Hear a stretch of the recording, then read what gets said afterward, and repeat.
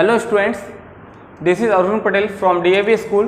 Today we are going to learn fifth part of chapter Working with MS Access 2010. सबसे पहले तो ये chapter start करने से पहले जो आज का पार्ट है हम लोग पीछे क्या पढ़े थे उसको थोड़ा सा रिवाइज कर लेते हैं पहले. हम लोगों ने पीछे पढ़े थे कंपोनेंट्स ऑफ एक्सेस. जो एक्सेस के जो विंडोज एक्सेस विंडोज है उसके कंपोनेंट्स पढ़े थे. तो कंपोनेंट्स में हमने पढ़ा था quick access tool bar that is contain the frequently used command that contain frequently used commands. Title bar that display the title of the document that display the title of the document and it is situated at the top of window. जो window के top पे होता है जो title होता है. Ribbon contains various tabs.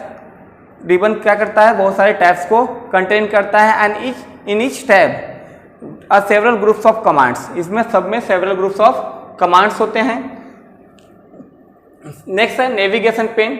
Navigation pane contain object name. It is contain object name. जैसे यहाँ पे जो भी नेम दिया गया ये ऑब्जेक्ट नेम है. And this one is a object tab. This one is a object tab. This is a work area. This one is a work area. This is a status bar. This one is a status bar and this one is a navigation button. ऐसी button है that we call navigation button जिससे हम लोग को रो में या फिर हम जो रिकॉर्ड है रिकॉर्ड में एक वन मूव करने के लिए यूज करते हैं.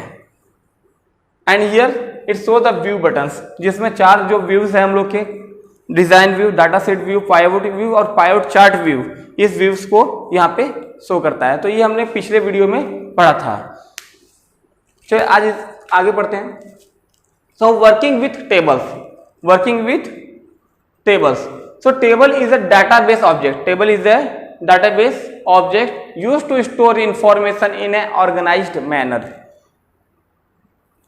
तो ये हम लोग ने पहले वीडियो में ही पढ़ा था कि टेबल का यूज किस लिए करते हैं. तो हम लोग टेबल का यूज इसलिए करते हैं कि डाटा को ऑर्गेनाइज मैनर में डिस्प्ले करने के लिए, स्टोर करने के लिए, डाटा को स्टोर करने के लिए हम लोग इसका यूज करते हैं.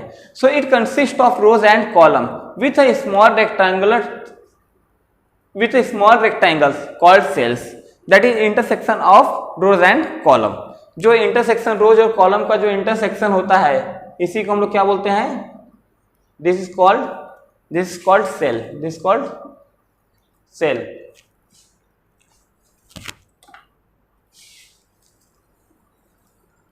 A field is a named unit. A field is a named unit of information. It stores one type of information about all the objects or items. जो field होता है हम लोग जब टेबल क्रिएट करते हैं while we are creating a table. जो table का जो टेबल में जो फील्ड नेम होता है वो फील्ड नेम हमको बताता है कि which type of data enter in this field. Which type of data enter in this field. It is a named unit of information. If it is a mobile, if here written mobile number, if here written mobile number, suppose in one field mobile number, so we understood this is a mobile number.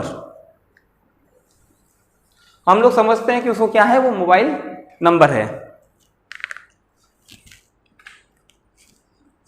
Next is data types. Data types are used to declare the fields of a table. Data types are used to declare the fields of a table. जैसे आप जो बहुत एक field बना रहे हैं तो एक फील्ड में जो डाटा टाइप है कि वहां पे सिर्फ नेम होगा, क्या कहेगा, टेक्स्ट होगा. It contain text values. Second field में आपने कर दिया है only it contain numbers. It contain numbers. Third data type में ये आप सिर्फ ये कर देंगे कि सिर्फ दो ही ऑप्शन है, एक तो यस होगा नहीं तो नो होगा, ट्रू होगा, फॉल्स होगा, ऑन होगा या फिर ऑफ होगा. तो ऐसे it data types are used to declare the fields of a table. Data type determine the type of data. Data type determine the type of data in a table. Once data type is defined, we cannot enter a different type of data in it. अगर एक बार हमने data type define कर दिया तो हम लोग different data types को enter नहीं कर सकते हैं. अगर हम लोग कर देते हैं गलती से तो वो एरर शो करेगा. It show an error. So here some data types given here, and what are the functions of these data types I am written here. So let's start one by one. First is a text. So it is used to store text or combination of a text. It is used to store text and combination of text or numbers The field with this data type can have maximum of 255 characters. So that means हम लोग इसमें 255 character ही सिर्फ enter कर सकते हैं. और हम लोग इसमें किसका किसका यूज कर सकते हैं, तो हम लोग इसमें नंबर और टेक्स्ट दोनों का यूज कर सकते हैं. बट सेकेंड देखिए, अभी number stores numeric information that you can use for calculation. इसमें भी हम लोग नंबर यूज करते हैं, but we can't use for calculation purpose. हम लोग इसका कैलकुलेशन पर्पज के लिए नंबर को यूज नहीं कर सकते हैं. फॉर एग्जाम्पल, अगर किसी का एड्रेस है, जैसे मेरा एड्रेस है भभुआ 821101, किसी को मैंने बताया कि भभुआ 821101, तो Bhabhua 821101 this is my address. तो इसमें दोनों चीज आया, टेक्स्ट भी आया और नंबर भी आया. तो ये किस में आएगा, टेक्स्ट में आएगा, बिकॉज जो मैंने नंबर बोला है उसका मैं यूज कैलकुलेशन में नहीं करने वाला हूं. फॉर योर कॉन्टैक्ट नंबर, आपका कॉन्टैक्ट नंबर है, तो ये सभी आप इसमें यूज कर सकते हैं. So number store numeric information that you can use for calculation is to store both integers and decimal number. ये दोनों को स्टोर कर सकता है, इंटीजर नंबर को भी स्टोर कर सकता है एंड डेसिमल नंबर्स को भी स्टोर कर सकता है. Integer number means 25, this is integer number. 25.4, this is a decimal number. So the maximum size of number field can be 16 byte. The maximum size of capacity, that means the capacity of number to store in a field is 16 byte only. Second is next is date and time. So that name shows date and time. That means it stores date type information. It store date type information like date of birth, date of joining or any other things. And the maximum size used by this data type is 8 byte. The maximum size used by this data type is 8 byte. And calculations related to dates can be done in this field. So we can calculate date of birth और date of joining. तो हम लोग का जैसे date of birth को एक ले लेते हैं 9, 10, 19, 90, और उसके बाद अभी आज का जो डेट है 29/6/2019 suppose.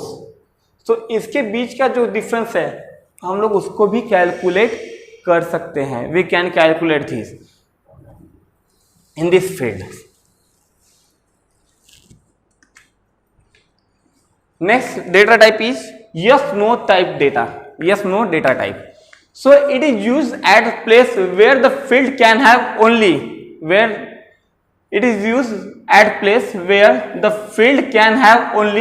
one possible value. For example, आप स्कूल में आते हैं तो स्कूल में आने के बाद कितने स्टूडेंट्स ऐसे हैं जो वैन का यूज करते हैं, कितने स्टूडेंट्स वैन का यूज नहीं करते हैं. तो जो स्टूडेंट वैन का यूज करते हैं उसके लिए यस हो जाएगा, और जो स्टूडेंट वैन का यूज नहीं करते हैं उनके लिए क्या है, नो. सो यहाँ पे पॉसिबल क्या होगा, पॉसिबल सिर्फ एक ही, यस या फिर नो, या फिर आपके बुक में ट्रू और फॉल्स दिया होता है. In your book given true और फॉल्स. तो एक तो वैल्यू जो statement given statement is true और otherwise the statement is false. So that place we use yes no data type. OLE stand for object linking and embedding. So it is used to embed an object created in another applications. तो ये हम लोग इसका use कर सकते हैं कब, जब हमको जो अनदर एप्लीकेशन में कोई क्रिएटेड ऑब्जेक्ट और इसको हमको एक्सेस में यूज करना है, तो हम लोग OLE डेटा टाइप का यूज करेंगे. तो कैसे एप्लीकेशंस में होगा, MS वर्ड डॉक्यूमेंट में होगा, एक्सेल में होगा, पावर पॉइंट में होगा, तो हम इसका यूज कर सकते हैं. So the maximum it store up to 2 GB of data. So the maximum storage capacity is 2 GB. The capacity of OLE to store data is 2 GB maximum storage capacity. Next is hyperlink. It stores link to web pages, websites, files on an intranet or LAN on your computer, and the capacity to store up to 1 GB of data. तो hyperlink की जो capacity है data को store करने की वो सिर्फ 1 GB है. तो वे कैसे डेटा को स्टोर कर लिंक कर सकता है? तो जो वेब पेजेस पे होता है, वेबसाइट्स पे होता है, इसको अगर हम लोग एक्सेस में लिंक करना चाहते हैं, so we have to use hyperlink data types. We have to use hyperlink data types. Next one is attachment. Next is attachment. तो this data type allow you to attach images, spreadsheet files and other types of supported files to the records in a database. So ये attachment का use, इस attachment data type का use हम लोग तब करेंगे जब हमको किसी का इमेज अटैच करना है, या फिर हम लोग को कोई स्प्रेडशीट फाइल, वर्ड फाइल, या फिर और भी दूसरे सपोर्टेड जो फाइल्स होते हैं जो एक्सेस सपोर्ट करता है, उन फाइल्स को अगर अटैच करना है, उन फाइल्स के साथ को अपने इसमें एक्सेस में जोड़ना है. So we use attachment data type. Next data type is calculated. So this type of data is use when user creates a table field. User creates a table field that calculate values. That calculate values. जो table create करता है और उसमें create करने के बाद जिसका हम लोग वैल्यू का कैलकुलेशन करेंगे, उस समय हम लोग को किसका यूज करना होगा? कैलकुलेटेड डेटा टाइप का यूज करना होगा. Next is lookup wizard.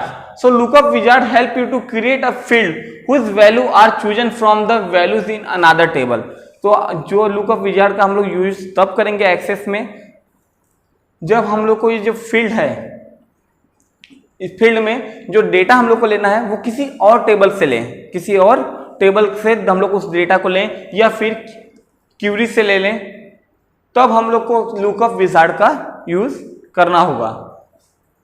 Next is rich text. That means a text और कॉम्बिनेशन ऑफ टेक्स्ट और number that can be formatted using colour and font controls. So colour और font control का use करके हम लोग उसको फॉर्मेट करेंगे, तब हम लोग किसका यूज करेंगे? रिच टेक्स्ट का यूज करेंगे. अगर हमको सिंपल टेक्स्ट यूज करना है तो हम लोग सिर्फ टेक्स्ट डाटा टाइप यूज करते हैं, जो फर्स्ट सबसे पहले हमने शुरुआत में ही पढ़ा था कि टेक्स्ट डाटा टाइप का यूज हम लोग करते हैं. टेक्स्ट और combination of text and numbers का हम लोग यूज करते हैं सिंपल. बट अगर हमें उसको कलर और फॉर्मेटेड यूज करना है, दैट मीन्स डिजाइन में यूज करना है, फॉन्ट साइज डिफरेंट होना चाहिए, उसका कलर डिफरेंट होना चाहिए. So we are using here rich text data type in place of text data. Next is memo. So it store the text and numbers up to 65,536 characters. It stores up to 65,536. जैसे हम लोग दुकान पे जाते हैं और दुकान पे सामान खरीदते हैं या फिर शॉपिंग मॉल्स में जाते हैं सामान खरीदते हैं तो हमको कैश मेमो देता है. तो वैसे ही हम लोग कैश मेमो यहाँ पे क्रिएट कर सकते हैं. It is use for descriptive field such as notes, comments etcetera. हम लोग नोट्स बना सकते हैं, कमेंट्स बना सकते हैं, या फिर हम लोग जैसे बैंक शॉप में जो बिल देता है हम लोग को, कैश मेमो देता है, वैसा मेमो भी हम लोग बना सकते हैं यहाँ पे. Next is auto number data type. So this auto number data type when we need a sequence of number, when we need a sequence of number, जब हमको नंबर सीक्वेंस ऑफ नंबर हमको चाहिए होगा तब हम इसका यूज करेंगे. हम लोग इसे कब यूज करेंगे? तो जब हमको सीक्वेंस में नंबर चाहिए तब इसका यूज करेंगे. Whenever a new record is added to a table, it generates a sequential number. Auto number, it generates a sequential number whenever a new record is added to a table. जैसे ही new record add होगा table में तो एक number वो generate कर देगा. जैसे हम लोग वर्क कर रहे हैं 1 नंबर पे, हमने 1 नंबर का डेटा फिल कर लिया. जैसे ही हमने 2 नंबर पे आए तो हमको 2 लिखने की जरूरत नहीं पड़ेगी, ऑटो जनरेटेड करके यहाँ पे 2 ऑटोमेटिक लिख देगा. So this is a auto number data type. Next topic is views of a table. Views of a table. So you can work on a 2 views. तो हम लोग जो इसमें एक्सेस में वर्क करते हैं, दो व्यूज में वर्क करते हैं। First one is a design view and second one is ये data sheet view.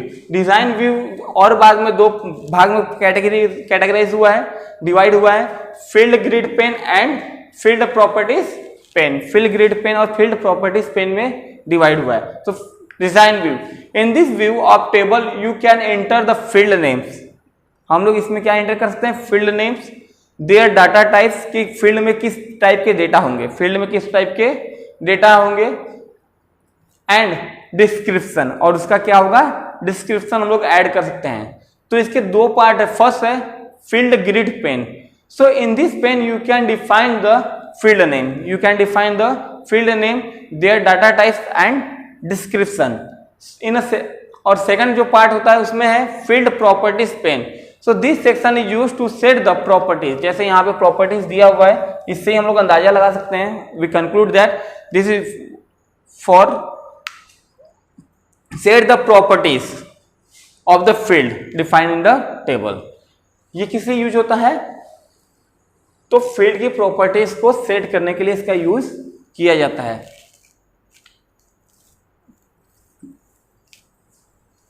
Second, data sheet view.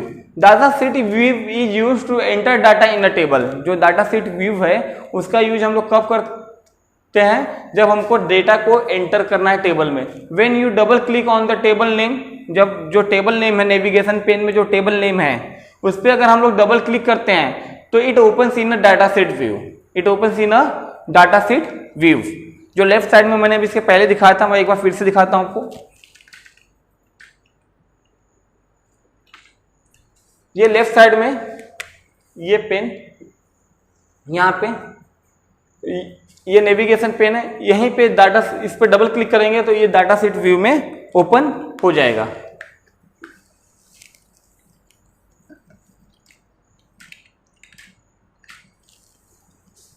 Next, switching between views.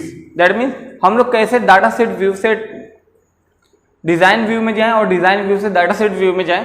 So Microsoft Access allow you to switch from one view to another view by following either of the two options. यहाँ पे दो options दिए हैं, उसमें से कोई सी एक option का यूज करके हम लोग जा सकते हैं। So click on the view option in the views group. Click on the view option in the views group on the home tab. Home tab में व्यू ऑप्शन है, उसके व्यू ग्रुप में जाने पे आपको मिलेगा।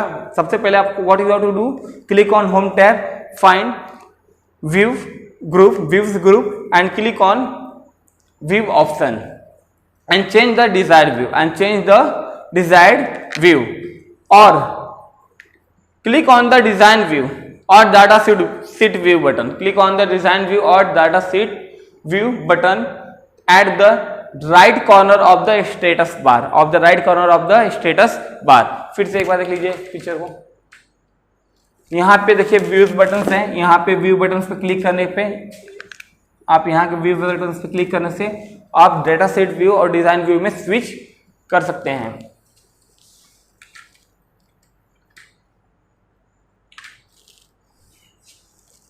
सो आज का यहीं पे टॉपिक खत्म करते हैं। चलिए आज आप लोग के लिए क्लास वर्क के लिए कुछ क्वेश्चंस हैं। After writing this question you must send it to your class teacher. आप अपना ये जो कंप्लीट कर लीजिए क्लास वर्क, और कंप्लीट करने के बाद अपने क्लास टीचर को सेंड करेंगे विद इन 2 days। अगर आपका 2 दिन पे इसका डेटा आपने नहीं सेंड करते हैं तो आपका इंटरनल मार्क्स कम कर दिए जाएंगे। So first question is OLE stand for, fill in the blanks, you have to complete this filling the blanks. Second, what do you mean by data types? What do you mean by data types? Third, differentiate between OLE and hyperlink. Differentiate between OLE and hyperlink. Fourth is field name refers to as, fill in the blanks. Rows refer to as, filling the blanks. So आपको ये सबको complete करना है। Thank you. Have a nice day.